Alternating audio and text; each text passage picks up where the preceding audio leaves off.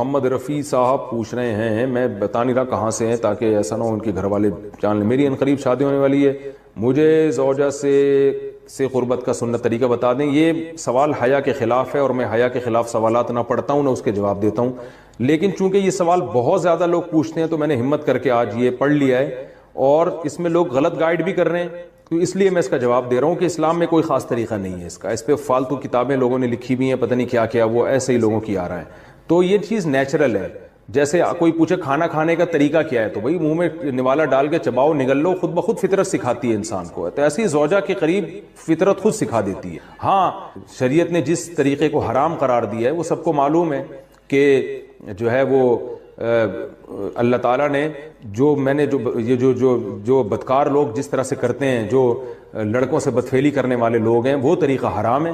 تو باقی اللہ تعالیٰ نے میاں بیوی کا معاملہ رکھا ہے، ایک دوسرے کا لباس ہے، تو کمرے کی باتیں ہیں وہ جیسے چاہیں مناسب سمجھے، وہ ان کا اپنا ذاتی عمل ہے، اس کا کوئی خاص طریقہ نہیں ہے، اور یہ نیچر انسان کو خود سکھاتی ہے، نہ یہ طریقے نہ کسی سے سیکھنے کی ضرورت ہے۔ بعض لوگ تو حد درجے کی بے شرمی کرتے ہیں، وہ شادی سے پہلے جو ہے وہ فحش فلمیں دیکھتے ہیں تاکہ ہمیں طریقہ آ جائے، یہ انتہائی درجے کی بےہودگی ہے، انتہائی درجے کی ایک لعنتی عمل ہے یہ۔ تو یہ کوئی خاص طریقہ نہیں ہے، میاں بیوی ایک دوسرے کا لباس ہیں، وہ جس طرح سے ایک دوسرے کو سیٹسفائی کر سکتے ہیں وہ کر لیں تاکہ ان کی توجہ کسی اور طرف نہ جائے، وہ حلال کی تسکین ان کی بند کمرے کے اندر ہو جائے، اور یہ باتیں لوگوں سے شیئر بھی نہیں کرنی چاہیے۔ آج یہ بھی ایک حرام کاری ہو رہی ہے، میں بہت سخت الفاظ استعمال کر رہا ہوں اس لیے کہ یہ، اور میرے پاس کوئی ہلکا لفظ نہیں ہے، وہ کیا ہوتا ہے کہ مرد اپنی زوجہ سے ہم بستری کر کے اس کے راز دوستوں کے سامنے فاش کر رہا ہوتا ہے، میں نے ایسے کیا، میں نے ایسے کیا، لڑکیاں بتا رہی ہوتی ہیں اپنی فرینڈز کو کہ میرے شوہر نے میرے ساتھ ایسے کیا۔ یہ بہت لعنتی عمل ہے، آپ صلی اللہ علیہ وسلم نے فرمایا جو عورت اپنے شوہر کے راز یا شوہر بیوی کے راز فاش کرتا ہے اس پر لعنت ہے، حدیث کا مفہوم ہے یہ۔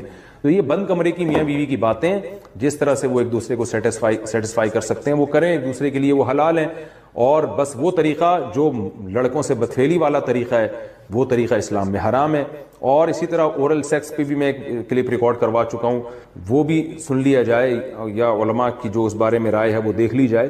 تو اس کے علاوہ جو بھی ہے میاں بیوی ایک دوسرے کے لیے اللہ نے حلال کیے، کوئی خاص طریقہ نہیں ہے، اور یہ حیا کی باتیں، ان کو بند کمرے کے اندر ہی رہنا چاہیے ان چیزوں کو۔ اور اس کے لیے جو فحش فلمیں دیکھی جا رہی ہیں یہ بہت غلط حرکت ہے، اور اس میں اس کو نا ایک ایجوکیشن کا نام دے دیا گیا اس زمانے میں، اور سیکس کی تعلیم کے نام سے بچوں کو پڑھایا جا رہا ہے اسکول میں، یہ سب بےہودگی ہے۔ لاکھوں سال سے انسان دنیا میں زندہ ہے، تو کیا اس کو یہ پتہ ہی نہیں تھا، اور یہ ساری 6 ارب انسان ایسے ہی بغیر تعلیم کے پیدا ہو گئے ہیں کیا؟ تو یہ تو چیزیں نیچر خود سکھا دیتی ہے انسان کو کہ کیا کرنا ہے، کیسے کرنا ہے، اس میں کوئی اسکول کالج میں پڑھنے کی ضرورت نہیں ہے۔ ہاں شرعی احکام اس کے 2-4 ہیں، وہ علماء بتاتے رہتے ہیں، وہ کتابوں میں لکھے ہوئے ہیں کہ کون سا راستہ حرام ہے اور کون سے راستے میں آنا جائز ہے۔ تو اس لیے میں نے بہت ہی دل پہ پتھر رکھ کے آج اس کلپ کو ریکارڈ کروایا ہے تاکہ لوگ اس بارے میں غلط طرف نہ جائیں اور ایک چیز کو ایک بہت بڑا ایشو نہ بنا لیں لوگ۔ بیوی کا شوہر کو ہم بستری سے روکنا، حدیث میں ہے کہ جو بیوی اپنے شوہر کو ہم بستری کرنے سے انکار کرے اس پر رات بھر لعنت برستی ہے۔ اس حدیث کی وضاحت فرما دیں۔ نیز اگر شوہر، یہ تھوڑا حیا کے خلاف مسئلہ ہے، شوہر کوئی ایسا طریقہ استعمال کرتا ہے نا ہم بستری کا جس سے اولاد نہیں ہوتی، تو کیا بیوی کو اسے منع کرنا چاہیے یا نہیں کرنا چاہیے؟ دیکھیں حدیث میں آتا ہے کہ کوئی شوہر اپنی بیوی کو رات کو اپنے بستر کی طرف بلائے، یہ کنایہ یعنی ہم بستری کرنا چاہتا ہو، عورت منع کر دے، فرشتے اس پہ ساری رات لعنت بھیجتے ہیں، بالکل صحیح حدیث ہے۔ اب ہمارے بعض اسکالر کیا کرتے ہیں، جب ان سے یہ بات پوچھی جائے تو وہ بات کو گھما دیتے ہیں، سیدھی سیدھی بات نہیں بتاتے کہ بھئی یہ شریعت میں مرد کا حق ہے کہ عورت اس کو ہم بستری سے نہیں روک سکتی، کیونکہ ویمن رائٹس کے نام پہ آج کل بہت تحریکیں چل رہی ہیں، تو وہ بھی کچھ لبرل اسکالرز ہیں جو ہر وقت جو ہے نا کوشش کرتے ہیں کہ خواتین ہم سے ناراض نہ ہو جائیں۔ تو بھئی آپ شریعت کا حکم بتائیں صاف صاف، چاہے عورت خوش ہوتی ہے ناراض ہوتی ہے، بعض حقوق مردوں کے ہیں بعض عورتوں کے ہیں تو وہ بتانے پڑتے ہیں۔ تو اسی طرح عورت کا بھی حق، مرد کا بھی حق یہ ہے کہ عورت، اگر مرد اس کو ہم بستری کے لیے بلاتا ہے تو عورت اسلام میں منع نہیں کر سکتی، اس کے لیے گناہ ہے۔ ہاں بیمار ہو تو ایک الگ بات ہے، بخار ہے اس کو، کوئی واقعی بیماری ہو تو پھر ایک الگ بات ہے، نارملی اس کو اجازت نہیں ہے کہ وہ شوہر کو منع کر دے، بلکہ اس میں حدیث میں بہت سخت تاکید ہے۔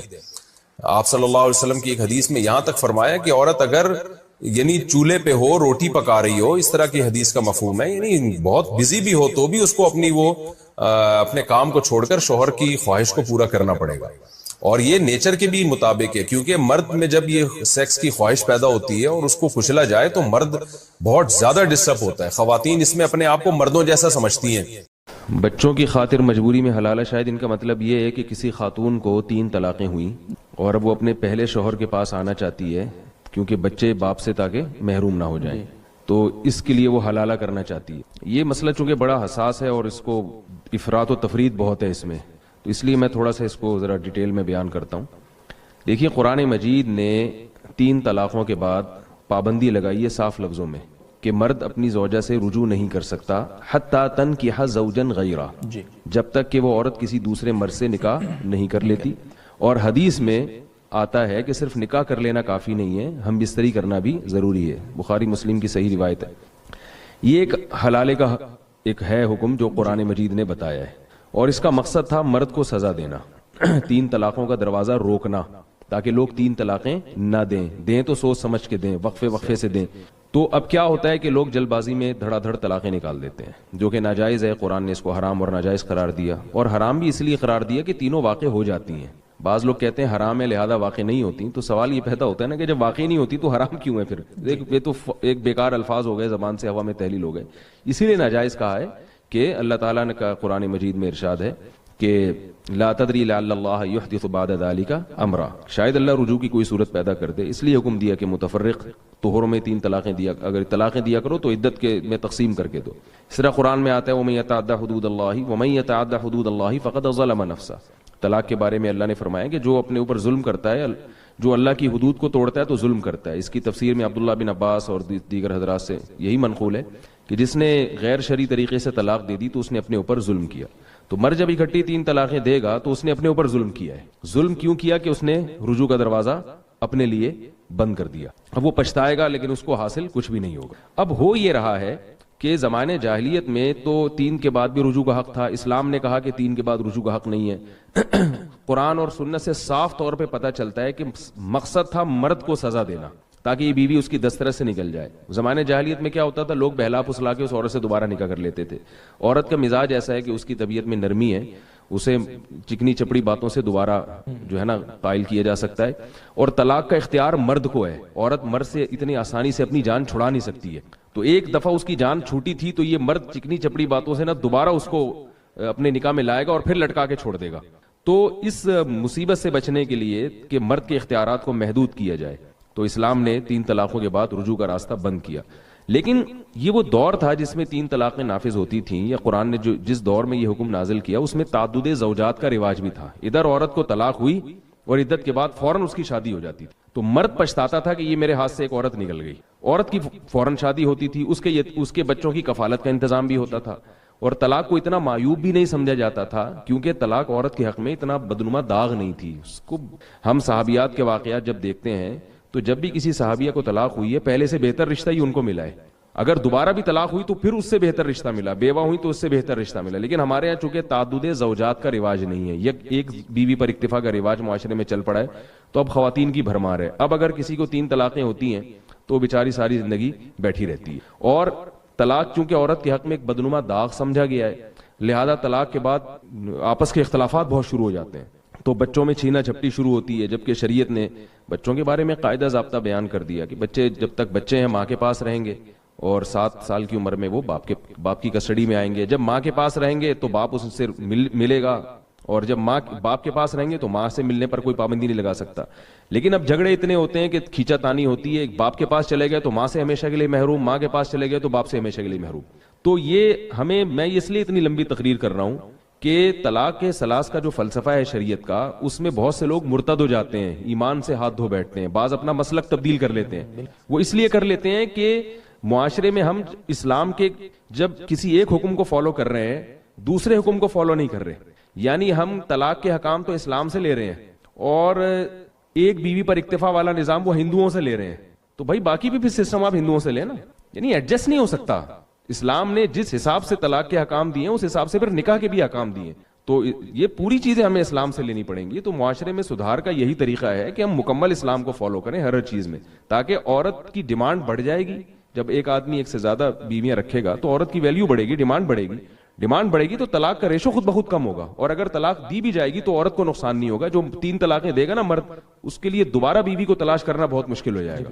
عورت کے لیے مشکل نہیں ہوگی, اس کے تو 10 لوگ انتظار میں بیٹھے ہوں گے اور رشتے بھیجیں گے اس کے لیے, لیکن جس کے ہاتھ سے سونے کی چڑیا نکل گئی ہے اس کے لیے عورت کا حصول بہت مشکل ہو جائے گا. تو یہ پوری بات پہلے ذہن میں رکھنی چاہیے کہ اسلام میں حلالے کا کنسپٹ ہے کیا, اسلام نے حلالے کا کیوں کہا ہے. یہ پوری بات لوگوں کے ذہن میں نہیں ہوتی تو لوگوں کو اسلام پر بھی اعتراضات ہوتے ہیں کہ کیسا اللہ نے حکم دے دیا کہ مرد دے 3 طلاقیں اور نقصان ہو عورت کو, حلالے وہ کرتی پھرے.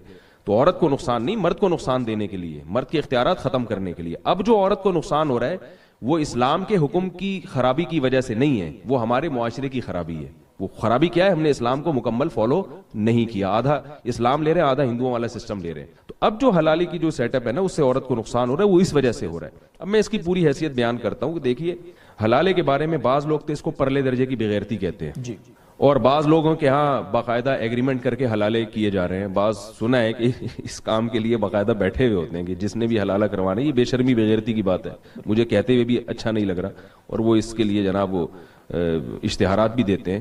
تو یہ دونوں انتہائیں ہیں جو بالکل غلط ہیں.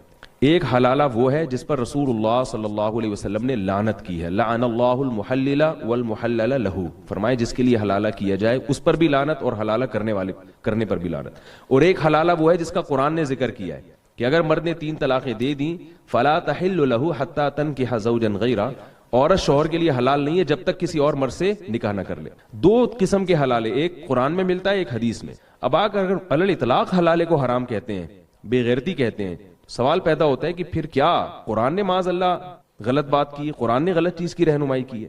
لوگ کہتے ہیں نا کہ یہ 3 طلاقوں کو نافذ کر دینا یہ حلالے کی رہنمائی ہے, خدا نخواستہ. تو اگر یہ حلالے کی طرف رہنمائی ہے تو پھر تو معاذ اللہ یہ کام قرآن نے بھی کیا ہے, تو آپ کیا قرآن پہ بھی الزام لگائیں گے؟ تو قرآن صاف لفظوں میں فتویٰ دے رہا ہے کہ اگر مرد نے 3 طلاقیں دے دی ہیں تو حلالہ کے بغیر عورت شوہر کے لیے حلال نہیں ہے. تو پتہ یہ چلا کہ حلالے میں ہم کو یہ فرق کرنا پڑے گا, ایک شرعی حلالہ اور ایک غیر شرعی حلالہ. غیر شرعی حلالہ جس پر حدیث میں لعنت ہے, یہ وہ حلالہ ہے جس میں عورت ایگریمنٹ کرے کسی مرد سے کہ میں آپ سے نکاح کر رہی ہوں اس شرط کے ساتھ کہ آپ ہم بستری کرنے کے بعد مجھے طلاق دے دیں گے. یہ وہ حلالہ ہے جس پر رسول اللہ صلی اللہ علیہ وسلم نے لعنت فرمائی ہے. اور ایک حلالہ جس کا قرآن نے ذکر کیا, یہ وہ حلالہ ہے جس میں ایگریمنٹ کے بغیر نکاح ہوتا ہے. اگر عورت کسی مرد سے نکاح کرتی ہے, پہلے سے کوئی ایگریمنٹ نہیں ہے, اور نکاح کے بعد وہ یہ سمجھتی ہے کہ میرے لیے پہلا والا شوہر زیادہ مناسب تھا, میں اس کے پاس جانا چاہتی ہوں, تو اس کے لیے دوسرے شوہر سے طلاق مانگنے میں کوئی حرج نہیں ہے. اس کے ناجائز ہونے کی کوئی دلیل نہیں ہمارے پاس. پھر دوسرے شوہر کو اختیار ہے کہ چونکہ اللہ نے طلاق کا اختیار مرد کو دیا ہے, وہ چاہے تو اس کو چھوڑ دے, چاہے تو نہیں چھوڑے. اگر عورت کے مطالبے پر شوہر اس کو چھوڑ دیتا ہے, بہت اچھی بات ہے, نہ صرف جائز ہے بلکہ باعث ثواب ہے. اس لیے کہ جب ایک عورت کا دل آپ کے ساتھ نہیں لگ رہا اور وہ اپنے پہلے شوہر کے ساتھ زندگی گزارنا چاہتی ہے تو اس میں کوئی حرج نہیں ہے. عبد الرحمن ابن عوف رضی اللہ تعالی عنہ جب ہجرت کر کے مدینہ گئے ہیں, ایک انصاری صحابی نے دیکھا کہ ان کو بیچاروں کو کون رشتہ دے گا, یہ اجنبی ہیں. تو ان انصاری صحابی نے ارادہ کیا, ان سے کہا کہ میں اپنی ایک بیوی کو طلاق دیتا ہوں, آپ اس سے نکاح کر لیں, میرے پاس 2 بیوی ہیں. تو کیوں؟ انہوں نے بولا کہ میرا گھر تو بسا ہوا ہے, یہ بیچارے اجنبی ہیں, ان کو رشتہ نہیں ملے گا یہاں پہ, تو میں اپنی ایک زوجہ کو طلاق دیتا ہوں تاکہ ان کا گھر بھی بس جائے, ان کا گھر بھی آمادہ ہو جائے. ظاہر ہے ان کی زوجہ بھی شاید اس پہ راضی ہوں. تو کیا اس کو آپ بے شرمی کہیں گے, بے غیرتی کہیں گے؟ ظاہر ہے ایک مسلمان کا گھر بسانے کے لیے وہ ایسا کر رہے ہیں. تو اگر ایک مرد اپنی بیوی کو اس لیے طلاق دیتا ہے کہ اس کے پہلے شوہر سے بچے ہیں اور میں چاہتا ہوں کہ اس کا پہلا گھر آباد ہو جائے, تو اس میں کوئی گناہ نہیں ہے. لیکن وہ اس پر پابند نہیں ہے. نہ صرف یہ کہ گناہ نہیں ہے بلکہ باعث ثواب ہے. ہاں پہلے سے ایگریمنٹ ہوگا, یہ یقیناً غلط ہے. رہا ایک مسئلہ کہ دل میں اگر نیت ہے عورت کے دل میں نیت یہ ہے کہ میں اس شوہر سے بعد میں طلاق لے لوں گی, لیکن وہ اس نیت کا زبان سے اظہار نہیں کرتی, تو بھی کوئی گناہ نہیں ہے, اس لیے کہ یہ نیت چینج ہو سکتی ہے. عورت کو اس نیت پر عمل کرنا واجب نہیں ہے. ہاں مرد نے اگر طلاق نہیں دی دوسرے شوہر نے, پھر بھی عورت اس کو فورس کرتی رہے کہ نہیں مجھے طلاق دو, اور اس کا جو ہے نا یہ پھر گناہ کی بات ہے. اس لیے کہ جب دوسرے شوہر کی نکاح میں آپ آ گئی ہیں تو اب آپ کو اس کو شوہر سمجھ کے زندگی گزارنی. اگر آپ کے مطالبے پر اس نے چھوڑ دیا تو ٹھیک ہے, نہیں چھوڑتا تو آپ اسی کے ساتھ زندگی گزاریں. پھر پہلے شوہر کی یادیں دل میں رکھ کے رکھنا یہ غلط ہے.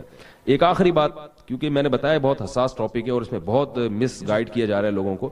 بعض لوگ اس دوسری قسم کے حلالے کو بھی غیرت کے خلاف سمجھتے ہیں, یعنی جو جائز حلالہ ہے جس میں باقاعدہ پہلے سے ایگریمنٹ نہ ہو, اس کو بھی سمجھتے ہیں کہ غیرت کے خلاف ہے. اور وہ ایک صاحب مجھے کہنے لگے کہ بھائی ایک عورت ہے اس کو دوسرے مرد کی بستر کی زینت بنے, پھر وہ گھوم کے, یعنی ایک آدمی کی بیوی ہو وہ کسی اور مرد کے بستر کی زینت بنے, پھر وہ پہلے مرد کے, یہ تو بغیرتی ہے.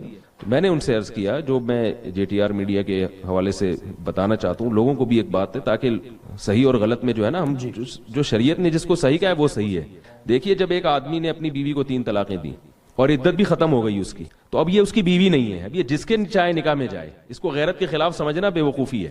کیا طلاق یافتہ عورت عدت کے بعد کسی مرد سے نکاح نہیں کر سکتی؟ پھر اس کو یہ کہنا کہ کسی اور کی بیوی تھی جو کسی اور کے نکاح میں جائے گی, کسی اور کی بیوی تھی نا, اب تھوڑی ہے.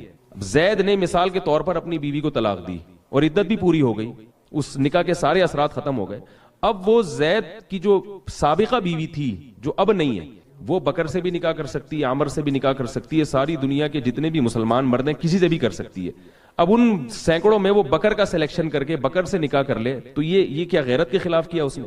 پھر بکر نے اگر اس کو اپنی خوشی سے اپنی رغبت سے طلاق دے دی اور بکر سے بھی اس کا رشتہ ختم ہو گیا اور عدت بھی پوری ہو گئی, اب وہ ساری دنیا کے جتنے بھی مسلمان مرد ہیں ان سے بھی نکاح کر سکتی ہے اور اپنے پرانے والے شوہر سے بھی نکاح کر سکتی ہے. اب اس کو یہ کہنا کہ بکر کی بیوی زید سے نکاح کر رہی ہے, یہ غلط ہے. بیوی تھی اب وہ نہیں ہے. جہاں اتنے سارے مردوں سے نکاح ہو سکتا ہے اس کا, اپنے پہلے شوہر سے بھی نکاح ہو سکتا ہے. تو اس میں کون سا اسٹیپ ہے جہاں غیرت کے خلاف کوئی کام ہو رہا ہے؟ تو خام ایک چیز کو جو ہے میڈیا پہ ہوا بنا کے پیش کیا جاتا ہے.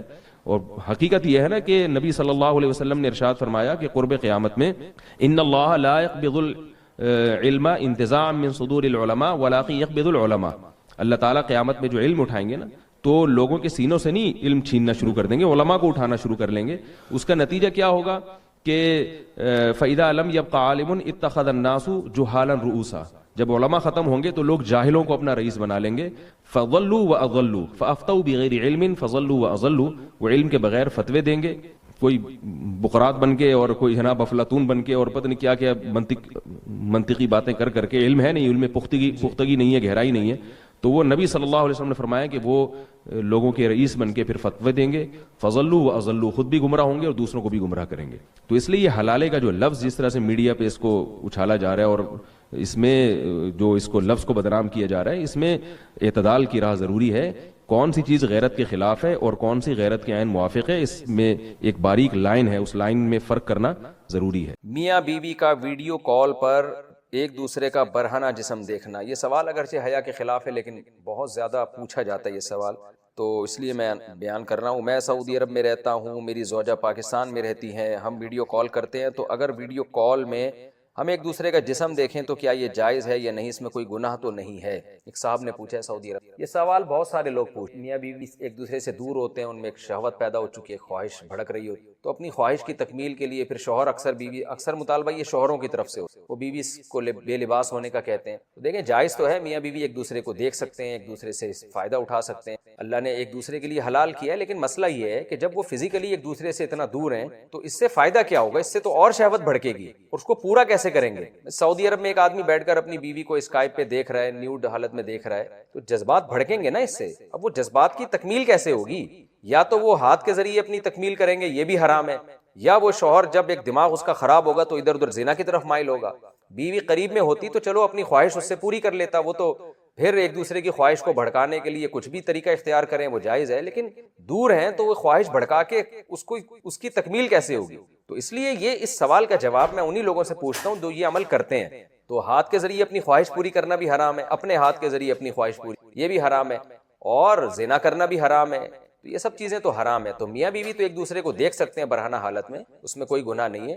لیکن یہ کہ یہ چیز جو آگے شہوت بھڑکے گی اس کی تکمیل کیسے ہوگی, تو وہ حرام طریقے سے اس کی تکمیل جائز نہیں ہے. تو اگر میاں بیوی یہ صبر کر لیں کہ بھئی شوہر کو تو چاہیے کہ جب بیوی سے دور رہتا ہے تو اپنی خواہشات کو ٹھنڈا کرنے کے طریقے استعمال کرے وہ, تاکہ میری خواہشات بھڑکے نہیں اور میں حرام کی طرف نہ جاؤں. دوسرا مسئلہ یہ کہ انٹرنیٹ پر جب اس طرح سے آپ کرتے ہیں تو فی نفسی ہی ایک چیز جائز ہے. میں نے بتایا کہ ناجائز ہونے کی کوئی دلیل نہیں ہے, لیکن اس میں جو ہم نے ماہرین سے سنا ہے کہ انٹرنیٹ کی جو ویڈیوز ہیں وہ لیک بھی ہو سکتی ہیں, وہ ہیک بھی ہو سکتی ہیں.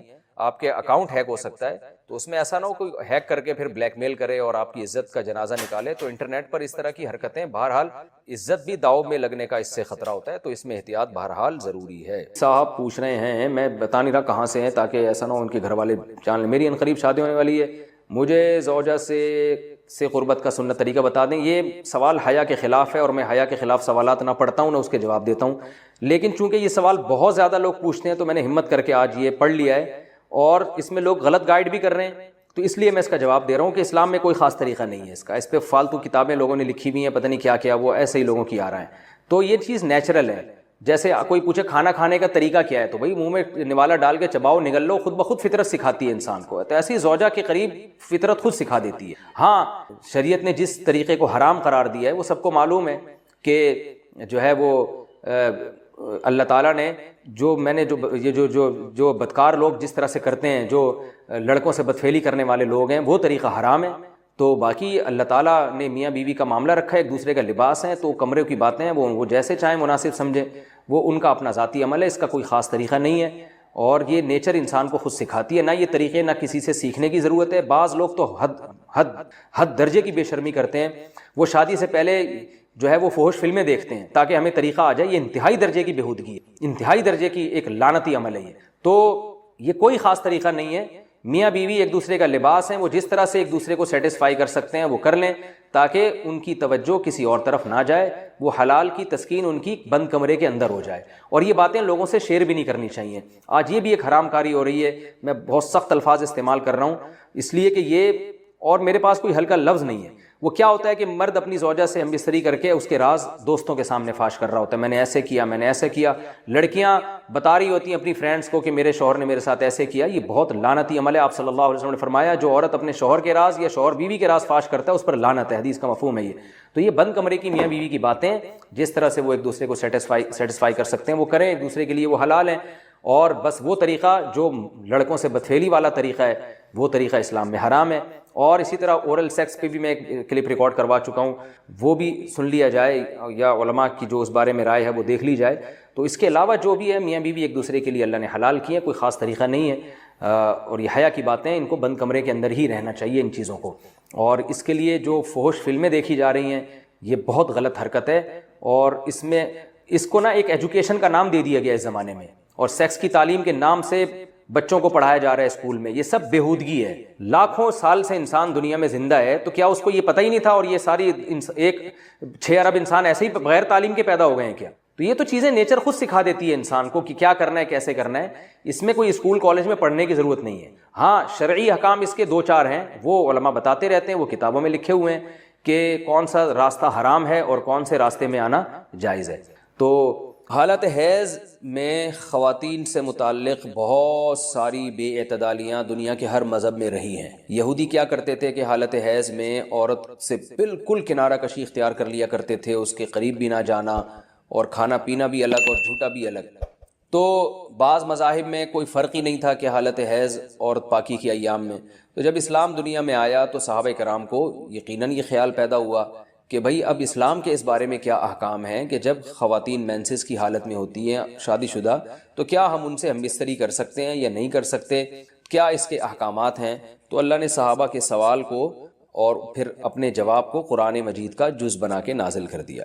وَيَسْأَلُونَكَ، اور یہ لوگ آپ سے سوال کرتے ہیں، عن المحیض، حیض کے بارے میں. تو حیض کے بارے میں سوال نہیں تھا، اصل میں سوال یہ تھا کہ حالت حیض میں زوجہ سے ہم بستری جائز ہے یا نہیں ہے. تو قرآن نے اس کی طرف اشارہ کر دیا.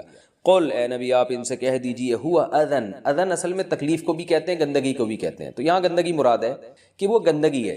فاعتزلوا النساء، لہذا عورتوں سے دور رہو، فی المحیض، حالت حیض میں.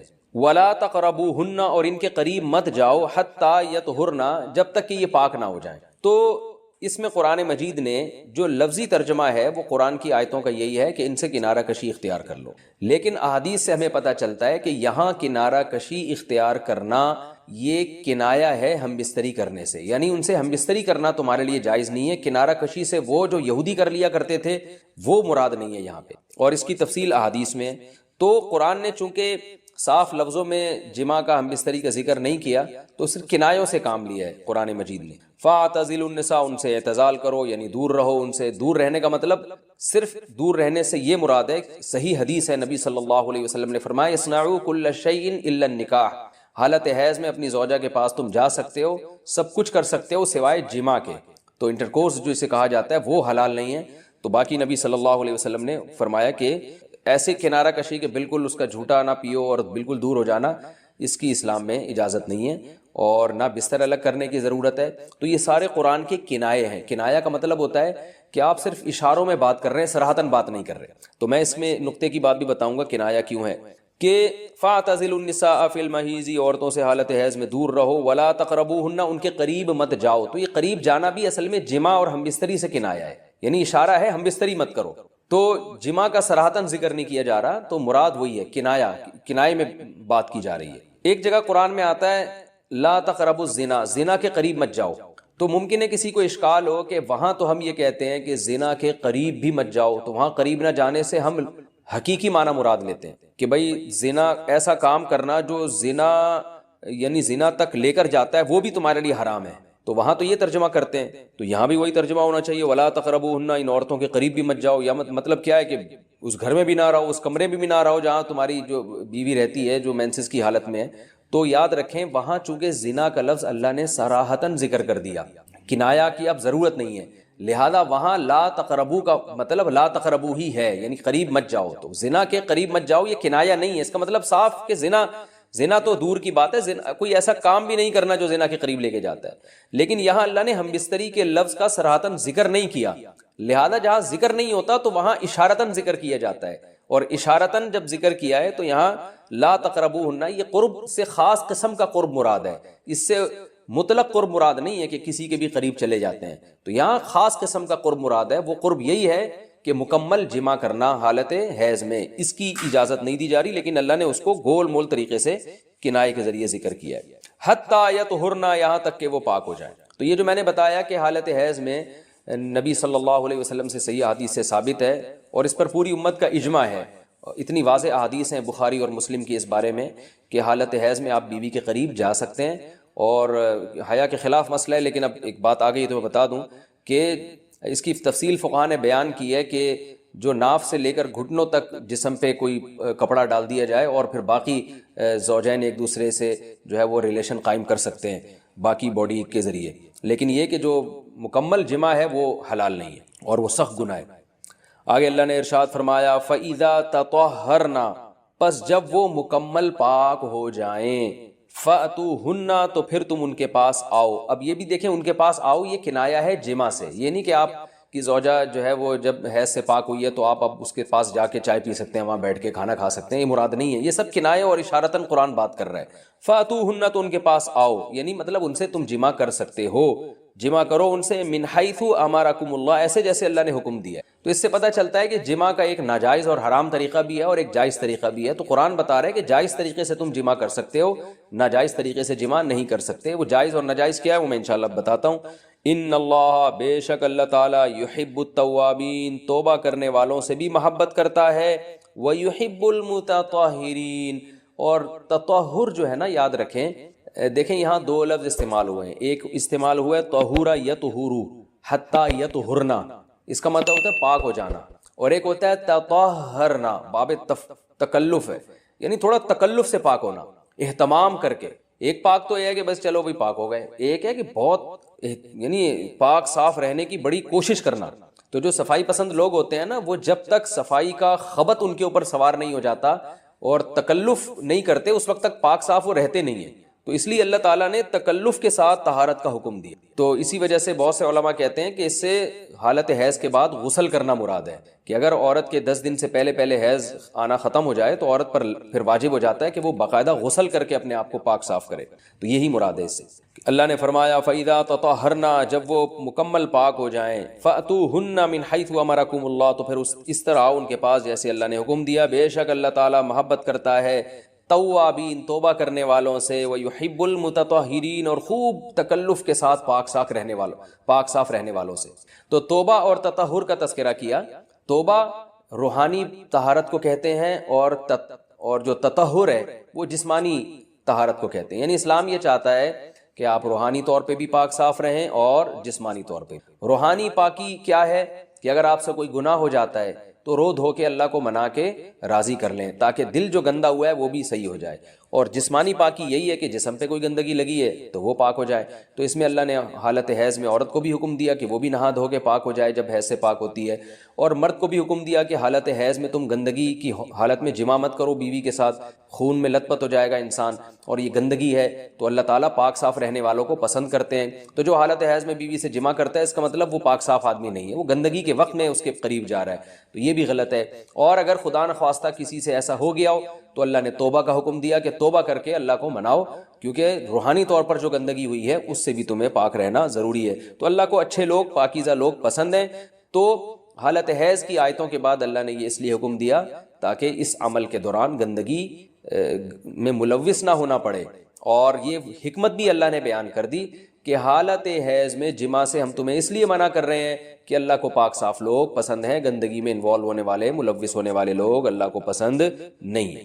میں پھر علمی نکات کے تحت انشاءاللہ اس کی مزید جو ہے وہ ڈیٹیل بیان کروں گا جب علمی نقطے بیان کروں گا. میں آگے اللہ نے ارشاد فرمایا نساؤکم حرث لکم, تمہاری عورتیں تمہارے لیے بمنزلہ کھیت کے ہیں. حرث عربی میں کھیت کو کہتے ہیں, تو بمنزلہ کھیت کے ہیں. جیسے بیج ڈالا جاتا ہے کھیت میں اور اس سے پیداوار بڑھتی ہے, تو عورت کی جو ایک حیثیت ہے, نیچر نے جو اس کی ایک حیثیت متعین کی ہے, وہ بھی ایک نسل بڑھانے کا ذریعہ ہے, جس میں مرد کا جو اسپم ہے وہ بطور بیج کے ہے اور جو اولاد ہے وہ ایک پیداوار کی. تو اللہ نے یہ یاد رکھیں, اس آیت کو نا بہت سارے غیر مسلموں نے عورت کے خلاف بہت نیگیٹیوٹی پھیلائی ہے کہ دیکھو اسلام عورت کی توہین کرتا ہے, اس کو کھیتی سے تعبیر کرتا ہے. تو کچھ لفظ کسی اور زبان میں جب وہ جاتے ہیں نا تو وہ توہین کا معنی دیتے ہیں. عربی میں جو حرث کا معنی ہے یہ تعظیم کے لیے ہے, توہین کے لیے نہیں ہے. اردو میں جو کھیتی کا معنی ہے وہ توہین کے لیے استعمال ہوتا ہے. کھیتی یعنی جو پاؤں میں روندی ڈالنے والی, اور زمین جو ہے نا پاؤں میں گویا روندی, اس کو روندا جا رہا ہے. تو اس لیے اس کا اردو میں بالکل اسی طرح جو لوگ ترجمہ کر دیتے ہیں کہ عورتیں تمہاری کھیتیاں ہیں, تو یہ ترجمہ میرا خیال ہے اس لیے درست نہیں ہے کہ اردو میں اس کا مفہوم ہی چینج ہو جاتا ہے. یعنی گویا ایک عزت کے لیے جو لفظ اللہ نے استعمال کیا وہ ذلت کا ذریعہ بن جاتا ہے. تو اس لیے کسی بھی زبان میں جب ہم کسی بھی لفظ کا ترجمہ کرتے ہیں تو اس زبان کے ہمیں محاوروں کو دیکھنا چاہیے کہ اس زبان میں یہ لفظ کس معنی میں استعمال ہو رہا ہے. مثال کے طور پر ہو سکتا ہے کتا کا لفظ کسی زبان میں وفاداری کے لیے استعمال ہوتا ہو, کسی کو لوگ ڈاگ کہتے ہوں تو اس کا مقصد ہوتا ہے وفادار انسان ہے, لیکن ہمارے ہاں اردو میں گالی ہے وہ, اور آپ بولیں کہ بھئی وہ فلاں قوم ڈاگ کہتی ہے تو ہم کتا کہیں گے, تو آپ جب اس کا ترجمہ اردو میں کریں گے تو کتے سے نہیں کر سکتے. تو اسی طرح یہ عربی کا جو لفظ ہے اس میں بھی یہ چیز غور یعنی ملحوظ رہنی چاہیے. تو اس لیے اس کا ترجمہ کیا جائے گا تمہاری عورتیں تمہارے لیے پیداوار بڑھانے کا ذریعہ ہیں, نسل بڑھانے کا ذریعہ ہیں. فاتوا حرثکم, تم اپنے اس نسل بڑھانے کے ذریعے کے پاس آؤ, انا شئتم, جیسے چاہو, وقدموا لانفسکم, اور اپنے نفسوں کے لیے آگے بھیجو. یعنی اولاد کی نیت سے آیا کرو زوجہ کے پاس اور آخرت کے لیے انتظام کرو, یعنی اولاد پیدا کر کے جو تاکہ دنیا اور آخرت میں تمہارے لیے, فیوچر میں تمہارے لیے کام آئے. دنیا بھی داخل ہے, آخرت بھی داخل ہے. تو اس آیت کا بھی ایک شان نزول ہے کہ صحابہ کرام تو چونکہ جو خواتین تھیں مکہ میں صدیوں سے وہ لوگ آباد تھے, ان کے سفر خاص طور پہ عورتوں کے سفر بہت ہی کم ہوا کرتے تھے. تو جب ہجرت ہوئی ہے اور جو ہے نا ہجرت کر کے بہت ساری صحابیات مدینہ آئی ہیں, تو مدینہ میں ان کے نکاح دوسری قوموں میں ہوئے, پھر انصار صحابہ سے بھی ہوئے. تو چونکہ تقویٰ تھا ان خواتین میں, للہیت تھی, تو بعض جگہ ایسے واقعات ہوئے کہ میاں بیوی کا جو آپس کا ریلیشن ہوتا ہے, ظاہر ہے وہ ہر قوم میں اور ہر جو ہے نا شخص کا مزاج دوسرے سے مختلف ہوتا ہے. تو بعض مردوں نے اس طرح سے اپنی زوجات کے ساتھ ہم بستری کی کہ ان خواتین کو پھر اشکال ہوا کہ پتہ نہیں اس طرح سے ہم بستری کرنا جائز بھی ہے یا نہیں ہے. تو انہوں نے نبی صلی اللہ علیہ وسلم سے یہ مسئلہ پوچھا کہ یا رسول اللہ, ہمارے شوہر ہمارے پاس اس طرح سے آتے ہیں تو کیا یہ جائز ہے یا نہیں. تو ان کے سوال کو بھی مبہم رکھا گیا اور قرآن نے اس کے جواب کو بھی کنایتاً بیان کیا, کیونکہ مسئلہ بظاہر حیا کے خلاف ہے. تو قرآن جب بھی کوئی ایسی بات ہوتی ہے تو اشارتاً کنایتاً اس کا تذکرہ کر دیتا ہے تاکہ مسئلہ بھی واضح ہو جائے, کیونکہ ظاہر ہے اس کی ضرورت تو قیامت تک آنے والے انسانوں کو پڑ سکتی ہے نا. یہ تو ہر میاں بیوی کا اپنا ایک ذاتی مسئلہ ہوتا ہے کہ ہمیں کس طرح سے پرمیشن ہے, کس طرح سے پرمیشن نہیں ہے. تو اللہ تعالیٰ نے بھی اشارتاً ہی اس حکم کو قرآن میں بیان کر دیا, اور قرآن میں اس لیے بیان کیا کہ تاکہ اس میں کوئی اجتہادی اختلاف کی گنجائش نہ رہے. تو اللہ نے قرآن مجید میں بیان کیا، فرمایا نساؤکم حرث لکم، تمہاری جو ازواج ہیں، تمہاری جو بیویاں ہیں، وہ تمہارے لیے بمنزلہ کھیت ہیں۔ کھیت کا مطلب کیا ہوتا ہے؟ پیداوار بڑھانے کا ذریعہ۔ تو اس میں سب سے پہلا مسئلہ تو قرآن نے یہ بیان کر دیا کہ زوجہ سے جو ہم بستری ہے وہ صرف اسی راستے میں جائز ہے جس سے اولاد ہوتی ہے، کیونکہ عورت کو اللہ نے بنایا ہے نسل بڑھانے کے لیے۔ تو کوئی بھی ایسا ہم بستری کا طریقہ اختیار کرنا جو نسل بڑھانے کا ذریعہ نہ ہو، یعنی وہ نیچرل نہ ہو، تو وہ حرام ہے۔ تو اس میں اللہ نے یہ حکم دے دیا۔ تو اس سے صاف یعنی حدیث سے بھی پتہ چلتا ہے، اور تمام فقہاء کا اجماع بھی ہے اس آیت کی روشنی میں کہ مسئلہ تھوڑا حیا کے خلاف ہے، لیکن میرا خیال ہے بتانا ضروری ہے کہ پچھلے راستے سے عورت سے ہم بستری کرنا بالکل حرام ہے، ناجائز ہے، اور نبی صلی اللہ علیہ وسلم کی اس پہ بہت شدید لعنت ہے، بہت شدید وعید ہے۔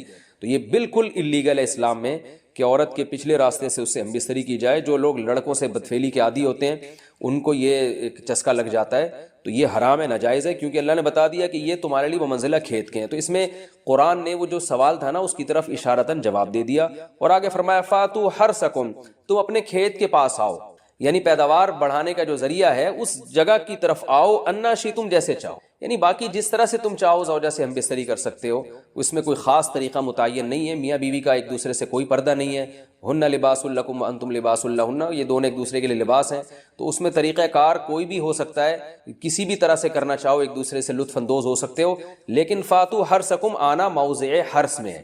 حرث کا مطلب وہ اس جگہ کی طرف آنا ہے جہاں سے نسل بڑھتی ہے، کسی اور راستے کی طرف۔ اس سے صاف طور پر جو ہے نا وہ جو فاسق فاجر لوگوں کی جو برائی ہے، جو لڑکوں سے بدفعلی کے نتیجے میں پیدا ہوتی ہے، اس کا اللہ نے قلعہ کر دیا کہ اس کی اسلام میں بالکل اجازت نہیں ہے۔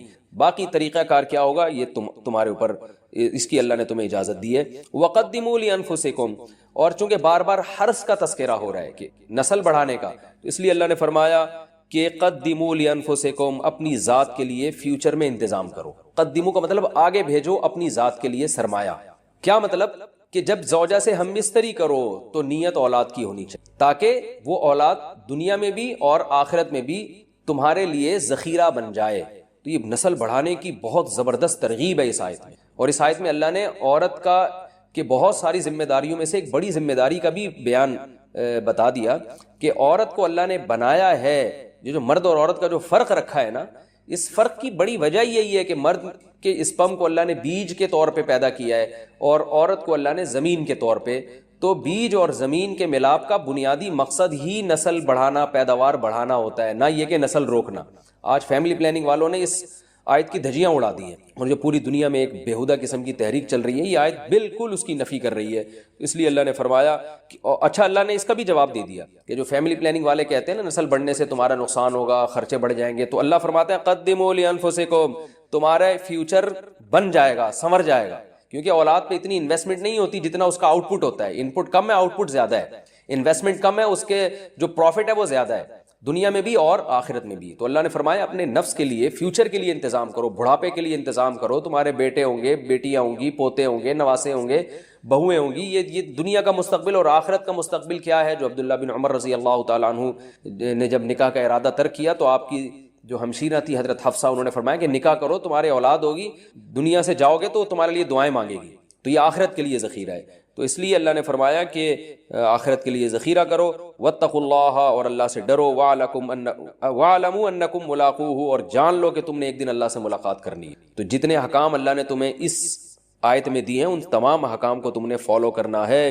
وبشر المؤمنین، اور ایمان والوں کو خوشخبری سنا دیں۔ ولا تجعلوا اللہ عرضۃ لایمانکم ان تبروا، اس کا بھی ایک شان نزول ہے۔ بعض لوگ غصے میں آ کے قسمیں اٹھا لیتے تھے کہ میں فلاں پہ صدقہ نہیں کروں گا، میں یہ نہیں کروں گا، میں یوں نہیں کروں گا، جیسے آپ دشمنیوں میں کر لیتے ہیں، میں اس امام کے پیچھے نماز نہیں پڑھوں گا۔ تو اللہ نے فرمایا اللہ تعالیٰ کو اپنی قسموں کے ذریعے نیکی میں رکاوٹ کا ذریعہ مت بناؤ۔ ان تبروا یعنی اس بات میں رکاوٹ مت بناؤ کہ تم نیکی کا کام کرو، وتتقوا، اور تقوی والا کام کرو، وتصلحوا بین الناس، اور لوگوں میں اصلاح کرو۔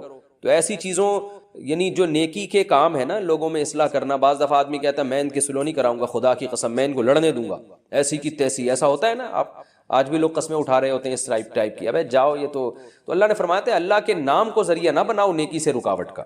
واللہ سمیع علیم، اللہ سننے والا اور جاننے والا ہے۔ اسی وجہ سے حدیث میں آتا ہے کہ اگر کوئی شخص من حلف علی یمین، بخاری مسلم کی حدیث ہے، من حلف علی یمین فرآ غیرہا خیرا منہا فلیکفر عن یمینہ، آپ صلی اللہ علیہ وسلم نے فرمایا کہ جو کسی بات پر قسم اٹھائے پھر بعد میں اس کو خیال ہوا کہ یار جو میں نے قسم اٹھائی ہے کہ میں یہ کام نہیں کروں گا وہ تو نیکی کا کام ہے، تو آپ صلی اللہ علیہ وسلم نے فرمایا اسے چاہیے کہ اپنی قسم توڑ دے اور پھر قسم کا کفارہ ادا کرے۔ تو شریعت کا یہی حکم ہے، اگر آپ کسی ایسی بات پہ قسم اٹھا لیں جو مناسب نہیں تھی، ناجائز تو دور کی بات، جو مناسب بھی نہیں تھی، تو بھی اس قسم کو توڑ دینا چاہیے اور اس کا کفارہ ادا کرنا چاہیے۔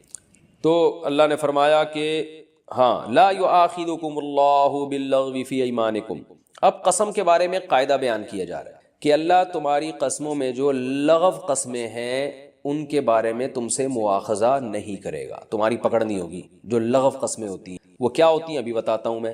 وَلَٰكِن يُؤَاخِذُكُم بِمَا كَسَبَتْ قُلُوبُكُم، ان قسموں کا مواخذہ کرے گا جن کا تمہارا جو قسمیں تمہارے دل کماتے ہیں، کیونکہ اللہ معاف کرنے والا ہے اور برداشت کرنے والا ہے، حلیم ہے۔ اس آیت کی تفسیر میں فقہا کا اختلاف ہے، کیونکہ لغو یمین اور یمین منعقدہ کسے کہتے ہیں اس کی تفسیر میں اختلاف ہے۔ میں اس کی ڈیٹیل بتاتا ہوں۔ پہلی بات تو یہ ہے کہ یمین یعنی قسم کی دو قسمیں ہیں، ایک کو کہا جاتا ہے یمین لغو، جو قرآن نے ذکر کی کہ اللہ یمین میں جو لغو یمین ہے، لغو قسمیں، ان پہ اللہ کی طرف سے کوئی پکڑ نہیں، اور دوسری قسم ہے جس میں آپ کا دل باقاعدہ ارادہ کرے، تو اس قسم کو کہا جاتا ہے یمین منعقدہ، یعنی منعقد ہونے والی یمین، یعنی وہ یمین جس پر اللہ کی طرف سے پکڑ ہوگی۔ تو دیگر فقہا کے نزدیک، امام شافعی، امام مالک اور امام احمد ابن حنبل کے نزدیک، یمین لغو وہ یمین ہے جو آپ دل کے ارادے کے بغیر ویسے ہی محاورے کے طور پر قسمیں اٹھاتے رہتے ہیں۔ اللہ کی قسم میں نہیں تجھ سے بات کروں گا، لوگ کہہ رہے ہوتے ہیں بات بات پہ، ابے بھائی اللہ کی قسم میں تو نہیں جاؤں گا وہاں پہ، اللہ کی قسم میں تو یوں نہیں کروں گا، اللہ کی قسم میں تو یوں نہیں کروں گا۔ تو یہ ویسے ہی جو محاورے کے طور پہ زبان سے قسمیں نکلتی ہیں، جمہور علماء کے نزدیک اس قسم کو یمین لغو کہا جاتا ہے، یعنی بیکار قسمیں۔ تو وہ کہتے ہیں جب تک باقاعدہ ارادہ نہیں کرے گا کہ میں باقاعدہ قسم سے یہ ارادہ کر رہا ہوں کہ یہ چیز میرے اوپر واجب ہو جائے، تو جب تک اس ارادے سے سوچ سمجھ کے قسم نہیں اٹھائے گا تو وہ قسم منعقد ہی نہیں ہوگی اور اس پہ کفارہ لازم نہیں ہوگی۔ مثال کے طور پر آپ کا دوست آپ کو بلا رہا تھا، یار کل ناشتہ میرے ساتھ کرو، آپ نے کہا یار میں نہیں کروں گا، وہ کہہ رہا ہے آ جا، کہہ رہا اللہ کی قسم نہیں آؤں گا میں، ایسے ہی کہہ دیا آپ نے باتوں باتوں میں۔ تو جمہور علماء کہتے ہیں اگر آپ نے کل ناشتہ نہیں کیا تو آپ پر کفارہ لازم، اگر آپ نے کل ناشتہ کر لیا تو قسم نہیں ٹوٹے گی آپ کی، کیونکہ یہ تو آپ نے ویسے ہی باتوں باتوں میں ایک بات کہہ دی تھی کہ اللہ کی قسم میں کل تو صبح آپ کے ساتھ ناشتہ نہیں کروں گا، ٹھیک ہے نا، آپ کا باقاعدہ پراپر ارادہ نہیں تھا، تو اس لیے اس پر کوئی کفارہ نہیں ہے، اللہ کی طرف سے کوئی پکڑ نہیں۔ اور اگر آپ نے باقاعدہ ارادہ کر کے کہا کہ اللہ کی قسم میں کل آپ کے ساتھ ناشتہ نہیں کروں گا، اور آپ کی نیت ہے کہ تاکہ یہ قسم کی وجہ سے میرے اوپر یہ کام لازم ہو جائے، تو اب جب آپ کل جا کے ناشتہ کریں گے اس کے ساتھ تو قسم ٹوٹے گی، اس پہ اللہ کی طرف سے مواخذہ ہوگا، کیونکہ اللہ فرماتے ہیں اللہ ان قسموں کا مواخذہ کرے گا جن میں تمہارے دل باقاعدہ کسب کرتے ہیں، اس کا ارادہ کرتے ہیں۔ تو یہ جمہور کے نزدیک ہے، لیکن امام ابو حنیفہ رحمہ اللہ تعالیٰ کے نزدیک جو قسم ہے، اگر فیوچر پہ کسی بات پہ آپ نے قسم اٹھائی ہے تو آپ نے ارادہ کیا ہو یا نہیں ارادہ کیا ہو، دونوں صورتوں میں اگر آپ وہ کام نہیں کرتے تو قسم کا کفارہ آپ کو دینا پڑے گا، آپ پر لازم ہو جائے گا کہ آپ اس قسم کا کفارہ ادا کریں۔ اور ان کے نزدیک یمین لغو کہتے ہیں ماضی کی کسی بات پہ قسم اٹھانا، آپ سمجھے تھے کہ کل ایک کام ہوا ہے ماضی میں، لیکن آپ کا جھوٹ بولنے کا ارادہ نہیں تھا، لغو کا مطلب آپ کا ارادہ نہیں ہے جھوٹ بولنے کا، آپ سمجھ رہے ہو کہ ایسا ہوا ہے، آپ نے قسم اٹھا لی خدا کی قسم کل ایسا ہوا ہے، تو اس پر اللہ مواخذہ نہیں کرے گا، یعنی قیامت میں اللہ کی طرف سے پکڑ نہیں ہوگی، کیونکہ آپ نے جان بوجھ کر جھوٹی قسم نہیں اٹھائی۔ اور آگے فرمایا کہ وَلَٰكِن يُؤَاخِذُكُم بِمَا كَسَبَتْ قُلُوبُكُم، تمہارے دل جس قسم کا ارادہ کرے اس پہ اللہ قیامت کے دن پکڑے گا۔ کیا مطلب؟ آپ نے جان کر اگر جھوٹی قسم اٹھائی ہے، یہ یعنی امام ابو حنیفہ کے نزدیک اس پوری آیت سے ماضی کی قسمیں مراد ہیں، ماضی کی یعنی جھوٹی خبر دے رہے ہیں آپ قسم کے ذریعے۔ مثال کے طور پر کل یعنی آپ سے کسی نے پوچھا کہ بھائی کل جو ہے یہ کام ہوا ہے کہ نہیں ہوا، آپ نے قسم اٹھا کے کہا کہ خدا کی قسم نہیں ہوا، اب آپ کا جھوٹ بولنے کا ارادہ نہیں تھا، دل آپ کا اس قسم پہ دل جان بوجھ کر آپ نے یہ قسم کا ارادہ نہیں کیا، کیونکہ آپ یہ سمجھ رہے ہو کہ واقعی نہیں ہوا یہ کام، آپ نے کہا خدا کی قسم نہیں ہوا، بعد میں بتایا جائے تو ہوا ہے، تو اب اس پہ اللہ فرماتے ہیں گھبرانے کی ضرورت نہیں ہے، چونکہ آپ نے جھوٹی قسم جان کر نہیں اٹھائی ہے، لہذا اللہ آپ کو معاف کر دے گا۔ لیکن آپ نے اگر جھوٹی قسم اٹھائی اور جان کر اٹھائی ہے تو اس پہ اللہ آپ سے مواخذہ کرے گا۔ تو امام ابو حنیفہ کے نزدیک اس سے وہ قسمیں جن کا فیوچر سے تعلق ہے، اس آیت کا ان فیوچر والی قسموں سے کوئی تعلق ہی نہیں ہے، کیونکہ اس کے لیے دوسری آیتیں ہیں جو ہم پہلے پڑھ چکے ہیں جس میں اللہ نے کفارے کا تذکرہ کیا، وہ کفارہ بہرحال آپ کو دینا ہے۔ لہذا اگر آپ یہ کہتے ہیں کہ کل میں آپ کے ساتھ ناشتہ نہیں کروں گا اللہ کی قسم، تو آپ نے مذاق میں بھی اگر کہا ہو کہ اللہ کی قسم ناشتہ نہیں کروں گا، اگر آپ نے ناشتہ کر لیا تو آپ کو قسم کا کفارہ ادا کرنا پڑے گا، کیونکہ یہ فیوچر کی قسم ہے۔ تو یمین منعقد وہ ہوتی ہے جو فیوچر کی ہوتی ہے، تو اس میں آپ پر ایک چیز لازم ہو جائے گی، اور یہ قرآن سے بھی ثابت ہے اور حدیث سے بھی ثابت ہے کہ ثلاث جدہن جد وہزلہن جد، کہ نبی نے فرمایا تین چیزیں حقیقت میں بھی حقیقت اور مذاق میں بھی، اس میں طلاق، نکاح اور عتاق، اور ایک روایت میں یمین کا بھی تذکرہ ہے کہ قسم بھی۔ تو وہ کہتے ہیں فیوچر میں اگر کسی نے قسم اٹھائی ہے تو وہ حقیقت میں ہو یا مذاق میں ہو، وہ بہرحال واقع ہو جائے گی، اور اس کی دلیل قرآن کی وہ آیتیں جو ہم سورہ بقرہ کے شروع میں پڑھ چکے ہیں، فکفارتہ اطعام 10 مساکین، کہ اگر کوئی قسم اٹھا کے توڑ دے تو اس کا کفارہ ہے 10 مسکینوں کو کھانا کھلانا۔ سورہ بقرہ میں یہ شاید آگے آئیں گی، مجھے بھی یاد نہیں رہا، لیکن بہرحال قرآن میں اس مضمون کو اللہ نے بہت وضاحت سے بیان کیا۔ تو یہ بھی جو ہے نا قسم کے بارے میں مسئلہ بیان ہو گیا۔ تو جمہور کے نزدیک دوبارہ بتا دیتا ہوں، اگر کوئی مذاق میں قسم اٹھا لے فیوچر کی تو قسم کا کفارہ اس پہ نہیں ہوتا اگر وہ توڑ بھی دے، لیکن امام ابو حنیفہ کے نزدیک فیوچر کی قسم اگر مذاق میں بھی ہو، دل کا ارادہ نہیں بھی ہو، تو وہ قسم منعقد ہو جاتی ہے۔ تو جمہور کے نزدیک جو دلیل ہے وہ یہ آیت ہے، لیکن امام حنیفہ کہتے ہیں یہ آیت ماضی کی قسموں کے بارے میں ہے، اور یہاں مواخذہ سے مراد اخروی مواخذہ ہے، دنیا کا کفارے کا اس آیت سے کوئی تعلق نہیں ہے۔ تو دونوں کے اپنے اپنے دلائل ہیں۔ وقت پورا ہو چکا ہے، انشاءاللہ پھر اس رکوع میں آگے بھی بہت اہم احکامات بیان ہوئے ہیں، اور یہ اب ہمارے جتنے بھی رکوع چلیں گے نا یہ بہت امپورٹنٹ ہیں احکامات کے لحاظ سے، اس میں ہمیں زندگی گزارنے کا طریقہ اور روزمرہ کے مسائل بہت ڈیٹیل سے بیان ہوئے ہیں۔ یہ بہت ہی، اس میں آپ لوگ بہت دل جمی کے ساتھ حاضری دیں، لیکچر پابندی سے سنیں، نوٹس تیار کریں، اس سے آپ کے علم میں انشاءاللہ بہت اضافہ ہوگا۔ اور میں نہیں کہہ رہا کہ آپ مفتی اعظم بن جائیں گے، لیکن نیم مفتی انشاءاللہ آپ بن جائیں گے، بہت موٹے موٹے مسائل دلائل کے ساتھ انشاءاللہ آپ کو آ جائیں گے۔ اللہ تعالیٰ عمل کی توفیق عطا فرمائے۔